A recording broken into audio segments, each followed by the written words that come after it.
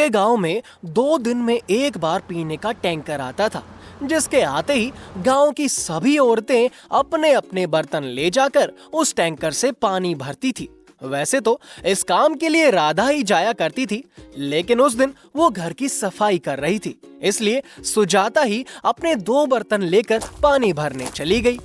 जैसे ही सुजाता वहां पहुंची तो उनसे पहले वहां बहुत सारे पानी के बर्तन लाइन में रखे थे और करीब 10 मिनट इंतजार करने के बाद सुजाता की बारी आती है, लेकिन उसके बर्तनों के आगे 2 बर्तन और रखे थे।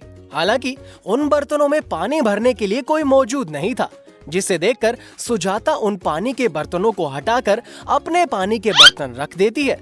इतने में वहाँ रूपमती की बहू कावेरी आ जाती है। अरे वो कौन थी जिसने मेरे पानी के बर्तन हटा दिए?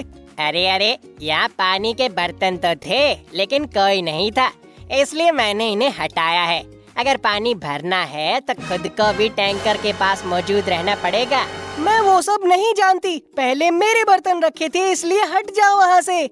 पड़ोस में रहने वाली एक औरत जाकर राधा से कहती है कि उसकी सास सुजाता का किसी से झगड़ा हो गया है, जो सुनकर राधा अपनी सास के पास दौड़ी चली जाती है। अरे कावेरी, आज मेरी सास से झगड़ा कर रही हो? तुम हर बार बर्तन रखकर अपने घर चली जाती हो और फिर वापस आकर सबसे लड़ती हो। ऐसा नहीं चलेगा। मेरी मर्जी, मेरे बर्तन मेरे पाँव। मैं अपने बर्तन रखकर कहीं भी चली जाऊं। तू कौन होती है कहने वाली? हटाओ अपनी सास को यहाँ से।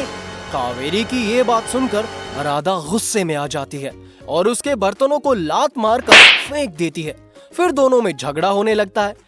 इसी बीच कावेरी की सास रूपमती वहाँ आ पहुँचती है और वो सुजाता से कहती है, तुम मेरे से लड़ती थी, वो काफी नहीं था कि अब अपनी बहू को भी खुद जैसा बनाकर मेरी बहू से लड़ने भेज दिया है। यहाँ मेरी बहू की नहीं, तुम्हारी बहू की गलती थी। वो बगैर किसी कारण से मुझसे लड़ने आई थी, तो क्या मेरी राधा उसकी आरती उतारती? इस तरह से दोनों बहू और दोनों सास एक दूसरे से लड़ने लगती हैं। अगर दोबारा मेरी सास से बदतमीजी की ना तो मैं तुम्हारे बाल नोच लूंगी। अच्छा, तुम मेरी बहू को कुछ भी करोगी और मैं देखती रहूंगी। अगर तुम दोनों ने मेरी बहू को एक शब्द भी और सुनाया तो अच्छा नहीं होगा। अरे रूपमती, अपनी बहू की गलती को मान और यहाँ से जा। फिर राधा और सुजाता अपने बर्तन लेकर घर आ जाती हैं और उस दिन दोनों एक दूसरे से बिल्कुल भी नहीं लड़ती।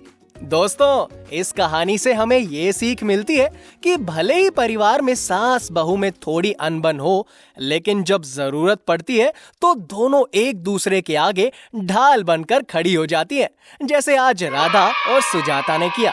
तो दोस्तों, अगर आपको ये कहानी पसंद आई हो तो हमारी इस वीडियो को लाइक और शेयर करने के साथ हमारे चैनल को सब्सक्राइब जरूर कीजिएगा। धन्यवाद।